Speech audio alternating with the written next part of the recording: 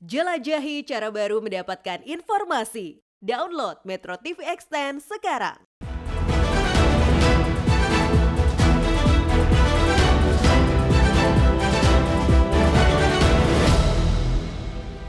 Halo, selamat malam pemirsa. Wacana mengenai percepatan pilkada sedang bergulir yang seharusnya pelaksanaannya di bulan November akan dimajukan menjadi September 2024. Banyak kalangan menilai jika hal ini benar-benar terjadi, tentunya akan menimbulkan kecurigaan bahwa penguasa ingin turut cawe-cawe dalam pilkada mendatang.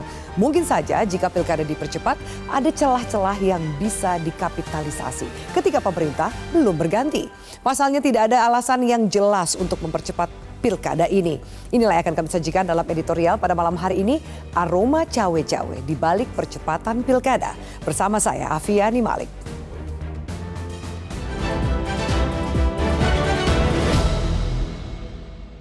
Aroma cawe-cawe di balik percepatan pilkada.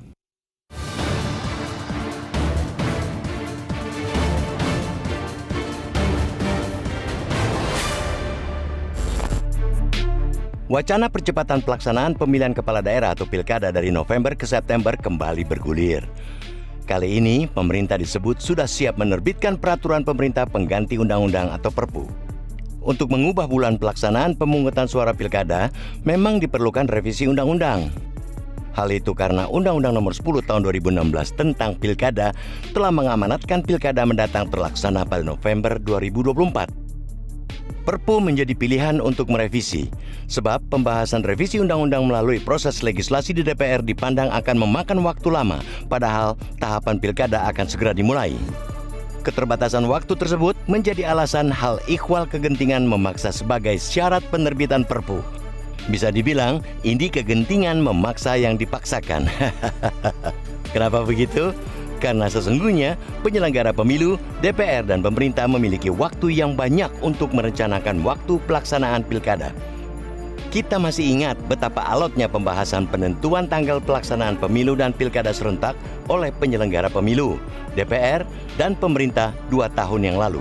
Berbagai usulan telah dilontarkan dan pada akhirnya disepakati pemilu presiden, legislatif, dan DPD berlangsung 14 Februari dan pilkada pada 27 November 2024. Keputusan itu tidak ujuk-ujuk.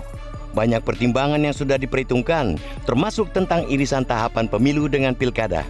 Setelah pemungutan suara pemilu, perlu jeda yang memadai untuk mengantisipasi sengketa hasil pemilu, khususnya pada pemilihan anggota DPRD. Itu karena untuk bisa mengusung calon kepala daerah, ada syarat minimal jumlah perolehan kursi DPRD atau akumulasi perolehan suara sah dari setiap partai atau gabungan partai yang harus dipenuhi.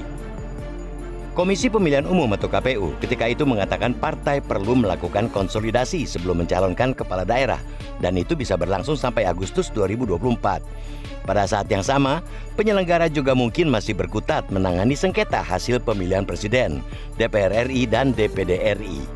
Berbagai argumen dan pertimbangan sudah dilontarkan dalam pembahasan antara penyelenggara pemilu, DPR dan pemerintah, termasuk pertimbangan bahwa pemerintahan Presiden ke-8 Republik Indonesia baru terbentuk setelah dilantik pada Oktober 2024. Semuanya sudah diperhitungkan secara matang dengan mengusung semangat menjalankan amanat undang-undang. Tujuannya agar pemilu dan pilkada berlangsung dengan lancar, jujur, dan adil.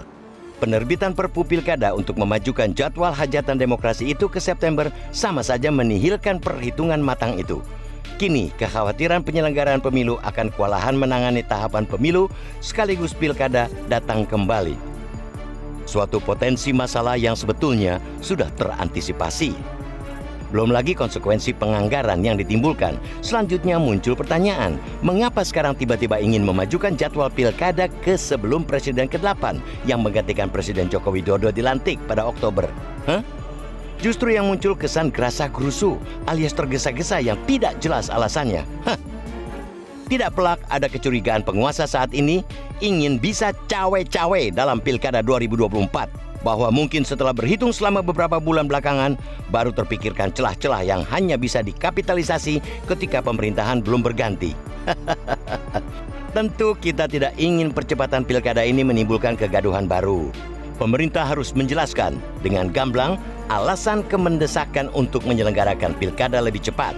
Jangan sampai muncul kecurigaan percepatan pilkada menjadi September karena Presiden Joko Widodo masih berkuasa sehingga masih memiliki pengaruh andaikan ada calon tertentu yang berlaga pada pilkada. Jadi wajar ada kecurigaan publik seperti itu di balik percepatan pilkada pada September. Alhasil, perlu alasan yang masuk akal kenapa pilkada perlu dimajukan lebih cepat.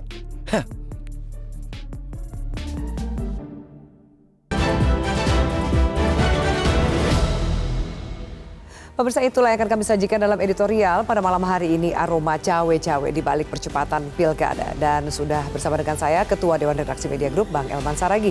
Bang Elman, selamat malam. Malam, Mbak Afi. Dari semua alasan yang disampaikan bahwa pilkada harus dipercepat, apalagi momentumnya Bang Elman berdekatan dengan proses tahapan pemilu, pilpres terutama yang menjadi magnet pesta demokrasi. Jadi proses-proses ini tuh akan menimbulkan kecurigaan di masyarakat. Gimana tanggapan Bang Elman? Pasti ada kecurigaan. Banyak pertanyaan pasti. Ya, kenapa harus? Kenapa dipaksakan? Gitu? Karena sebetulnya kan kalau mau September, kenapa tidak sejak 2 tahun yang lalu punya kesempatan yang luas para pembentuk undang-undang ya, DPR pemerintah. Ya. Tapi pada 2 tahun yang lalu mereka bersepakat sesuai dengan Undang-Undang Nomor 10 Tahun 16. Ya. November tanggal 27. Ya.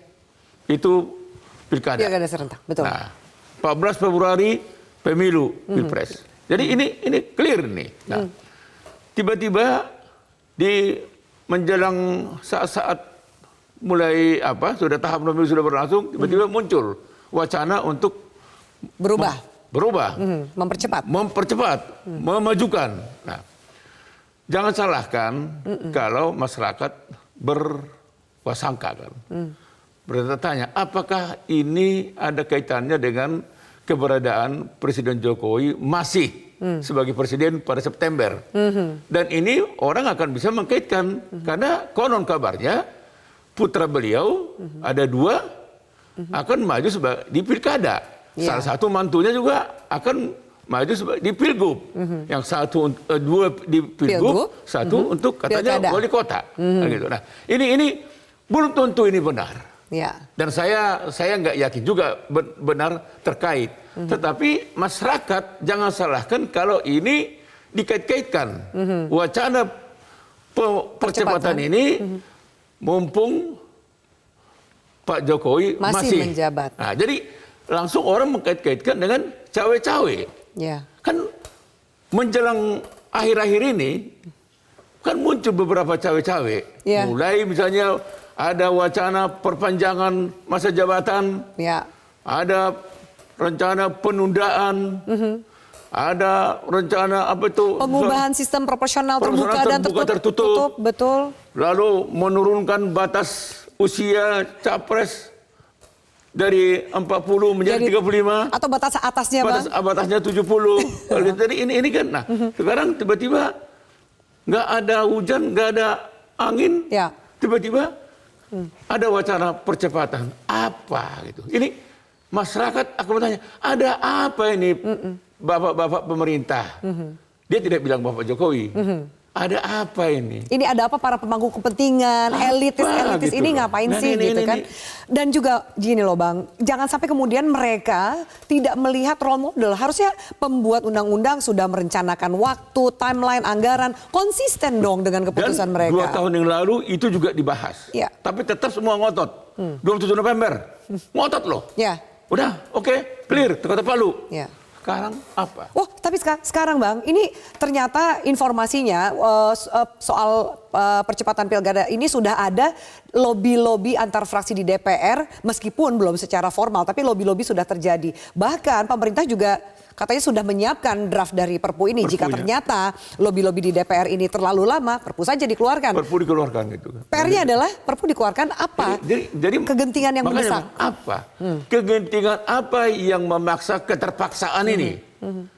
Kan akhirnya orang selalu mengkait-kaitkan kan. Saya nggak terlalu yakin. Tapi jangan salahkan kalau orang curiga ini.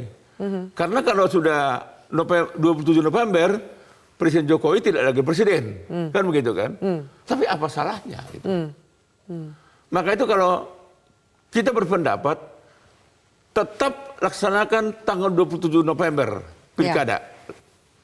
Tapi Bang, DPR ini juga kayaknya nggak ada yang secara frontal berani menolak. Buktinya dengan wacana ini sudah bergulir beberapa bulan ini, mereka juga adem-adem saja. Artinya DPR ini juga tidak menghormati lembaganya, keputusan mereka sendiri, tidak menghormati dirinya, tidak menghormati keputusannya. Mereka yang memutuskan. Kita tetap ya, ini 2 tahun yang lalu loh. Kita tetap 27 November sesuai dengan Undang-Undang Nomor 10 Tahun 16. Ya. Jadi apa? Sekarang mereka melawan keputusannya. Jadi menurut saya sih rakyat pantas juga mempertanyakan ini. Oke. Apa di balik semua ini? Ada apa? Oke. Batas kemudian melihat, wah memang berniatan menguntungkan kepentingan sekelompok, ya kan? Atau calon-calon tertentu. Bang Elman, kita harus jeda. Kita akan lanjutkan pembahasan ini, pemirsa. Ada argumentasi bahwa agar dipercepat agar tidak di daerah tidak terlalu lama dipimpin oleh penjabat. Apakah itu masuk akal? Belum lagi juga persiapan dan anggaran yang harus dipaksakan karena momentum waktu yang hilang dipaksakan harus dipercepat 2 bulan. Bagaimana persiapannya? Dan jangan sampai kemudian agenda-agenda ini dibayar oleh nyawa dengan para petugas di lapangan. Kita lanjutkan saat lagi. Tetaplah bersama kami.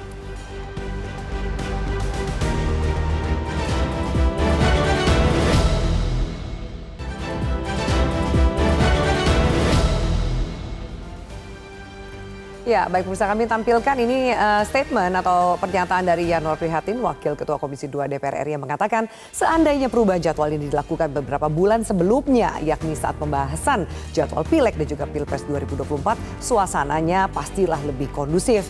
Tentu dibandingkan, wajar jika muncul pertanyaan kenapa wacana ini baru disodorkan sekarang, bukan jauh-jauh hari saat jadwal pemilu 2024 belum diputuskan.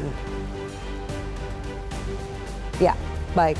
Itu tanggapan gitu. Jadi wajar kan banyak pertanyaan yang juga tadi statement yang disampaikan oleh Bang Elman gitu. Masyarakat jadi menghubung-hubungkan antara kekuasaan presiden dengan potensi keluarganya untuk maju baik di wali kota maupun di pemilihan gubernur. Meskipun juga apakah memang itu 100% akan seperti itu, akhirnya itu menjadi diskusi yang walaupun belum tentu. Betul Bang, tapi itu kan jadinya meruntuhkan kepercayaan masyarakat terhadap penyelenggara, terhadap pemerintah, elitis, bahwa kenapa mereka akhirnya tidak konsisten dengan keputusan mereka sendiri gitu. Jangan lupa ya Mbak Api ya, beban kerja KPU itu maha berat, maha dahsyat bebannya itu. Dan itu terjadi pada 2019. Tumbalnya berapa banyak tahu? Ya, 897 orang petugas KPU meninggal. Lebih dari 5.000 petugas KPU yang sakit. Itulah tumbal daripada pemilu 2019. Ya. Itu karena apa? Karena beban kerja. Nah ini kalau kita kaitkan dengan pemilu 14 Februari 2024. Ya. Sama dengan Pilpres, Pileg, Pilpres sama-sama. Nah, ini kan kita nggak tahu ini irisan apanya itu, akibat-akibatnya. Ya, kondisi di lapangan ya dinamikanya kan? Seperti apa?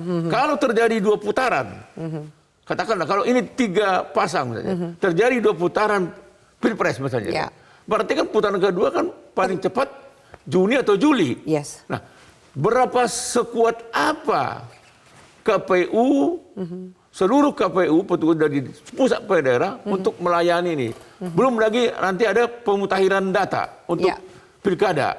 Nah ini kan nggak bisa diremehkan ya Bang. Ini nggak cuma sekedar tulisan di atas kertas tanpa mempertimbangkan kondisi lapangan, kondisi SDM dan lain-lain.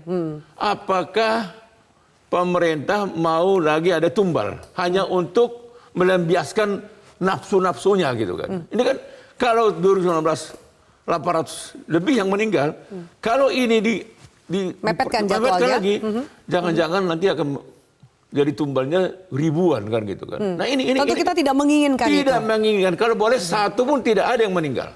Sakit pun kalau boleh jangan ada. Nah itu yang kita appeal kepada presiden, pada pemerintah, kepada DPR, seluruh pemangku kepentingan. Tolong dipikirkan ulang dengan cermat, dengan hati-hati. Rencana mempercepat Pilkada serentak ini. Bang, tapi meski banyak pihak yang meragukan bahwa penyelenggara bisa bekerja maksimal, KPU mengatakan siap menggelar pilkada meski dipercepat asalkan ada dasar hukumnya. Kita bicara soal Perpu, kita bicara soal undang-undang yang baru maupun dasar hukum yang lainnya. Bagaimana Elman melihat tanggapan dari Ketua KPU itu? Kalau soal dasar hukum kan gampang kok.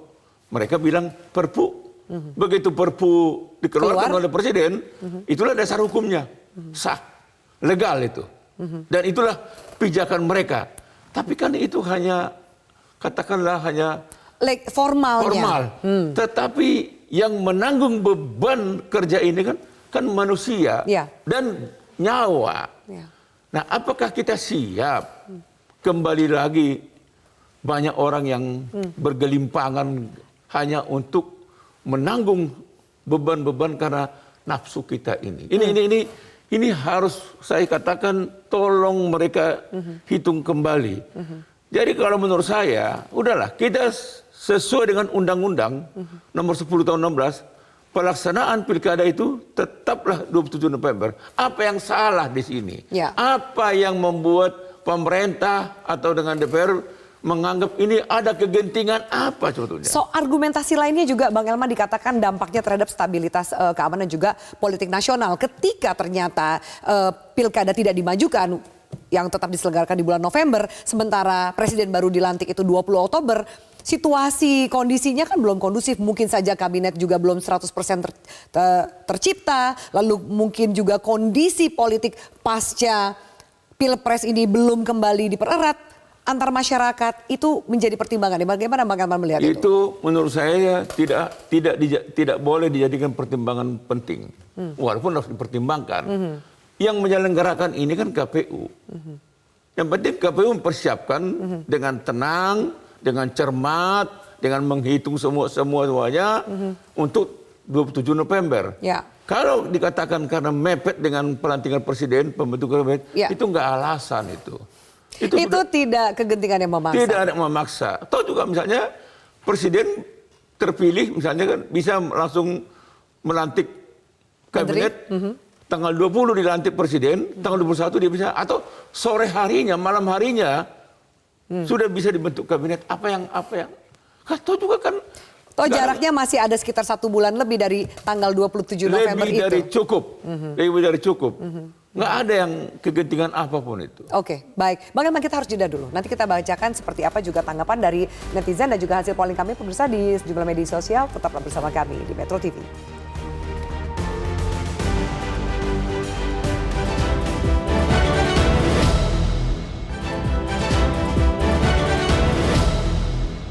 Ya baik, pemirsa kami tampilkan inilah hasil dari polling yang kami lakukan di Instagram @MetroTV. Pertanyaannya, pemerintah bersiap terbitkan Perpu percepatan pilkada. Apakah ada aroma cawe-cawe di balik ini? Bang Elman dan juga pemirsa, 78% netizen mengatakan ya, ada aroma cawe-cawe di balik ini. 22% mengatakan tidak. Jadi mayoritas mereka bisa merasakan bahwa ada sesuatu, ada udang di balik batu nih dengan urusan ini. Artinya mayoritas mengatakan ada cawe-cawe di balik semua ini. Ya, nah itu Instagram itu lebih tinggi ya Bang yang mengatakan iya ya. Nah kalau di Twitter sendiri ini meskipun di atas 50% yang mengatakan iya ya, tapi yang mengatakan tidak juga cukup besar. Angkanya yang mengatakan tidak ada aroma cawe-cawe itu 43%, yang mengatakan iya sebesar 57% dengan pertanyaan yang sama. Ada komentar netizen, Bang Elman, kita baca dulu seperti apa tanggapan dari netizen yang berkaitan dengan tema pada malam hari ini. @Yusuf Tanjuk mengatakan partai yang sudah tidak sejalan lagi dengan pemerintah sebaiknya menolak percepatan pilkada. Jelas ini bagian dari cawe-cawe karena akan menguntungkan calon-calon kepala daerah yang berasal dari partai penguasa. Sebenarnya bukan cuma urusan partai penguasa aja ya Bang ini common sense gitu. Kepentingan publik yang perlu kita utamakan. Ini bukan soal koalisi bersama pemerintah. Ini kepentingan kita semua. Kepentingan bangsa, kepentingan negara, kepentingan rakyat. Kan begitu. Jadi tidak ada urusannya dengan koalisi yang bukan koalisi dengan pemerintah, tolak. Bukan hanya itu, koalisi dengan pemerintah itu harus menolak ini. Karena ini kan artinya melanggar apa yang sudah disepakati. Kecuali kan seperti kita katakan tadi, ada hal yang mendesak. Tapi sampai sejauh ini yang kita rasakan, yang kita tahu tidak ada hal yang mendesak. Tidak ada kegentingan Tidak ada yang memaksa kegentingan untuk keluar apapun. perpu. Untuk membuat presiden mengeluarkan perpu. Jadi jangan sampai suatu saat perpu-perpu itu dianggap sekelas kacang goreng. Atau keluarnya untuk urusan kepentingan yang mengeluarkan saja. Perpu itu memang nggak boleh sembarang dikeluarkan. Ya. Itu kegentingan yang sangat luar biasa. Jadi hanya kegentingan toh tidak cukup. Harus kegentingan yang luar biasa. Ini kegentingan saja tidak ada. Apalagi yang luar biasa. Luar biasa. Jadi ini yang membuat kita bertanya-tanya. Lagi-lagi saya ingatkan, jangan sampai di penghujung periodenya Pak Jokowi ini lalu dicemari dengan dugaan-dugaan yang mungkin juga tidak terbukti. Ya, malah akan memperburuk situasi dan memperburuk nama dari presiden. Toh sekarang katanya tingkat kepuasan di atas 80%. Apalagi? Apalagi yang dia tidak miliki. Maksud semuanya harus dia miliki. Bang, apa yang bisa dilakukan oleh masyarakat, termasuk karena mereka juga adalah pemilih, apa yang bisa dilakukan? Karena soal misalnya cawe-cawe proporsional terbuka atau tertutup, ketika masyarakat bersuara akan aspirasi mereka, toh akhirnya yang diputuskan sesuai dengan apa yang diinginkan oleh masyarakat. Apa yang bisa dilakukan? Saya harapkan masyarakat harus menggunakan akal sehat. Dan seluruh pemangku kepentingan menggunakan akal sehat. Jangan sampai kita menggunakan akal-akalan hanya untuk mengelabui sesuatu. Sekali lagi saya mau katakan, jangan sampai tuduhan masyarakat bahwa ini terkait dengan putra-putri dan mantu presiden. Ini saya tidak percaya itu. Jujur aja, saya nggak yakin Pak Jokowi berpikir seperti itu. Dan sebaiknya hal itu dijaga supaya tidak tercemari. Tetapi jangan salahkan tuduhan itu mengarah, bahkan nanti akan keras. Presiden lantaran anak-anakmu, mantumu mau maju, maka itu harus dijagain lah gitu ya, selama difasilitasi. menjabat presiden. Oke, baik Bang Elman. Semoga memang kemudian kita lihat perkembangannya. Kita berharap kemudian di DPR juga lobby-lobby mengenai hal ini bisa dihentikan. DPR itu fokus saja. Berpikir sehat lah. Ya, termasuk juga Perpu semoga hanya menjadi draft saja, tidak benar-benar dikeluarkan oleh presiden. Wacana saja. Baik, Bang Elman, terima kasih banyak untuk diskusi kita pada malam hari ini. Dan juga pemirsa, terima kasih banyak atas atensi Anda. Kita jumpa lagi di editorial esok hari. Selamat malam, sampai jumpa.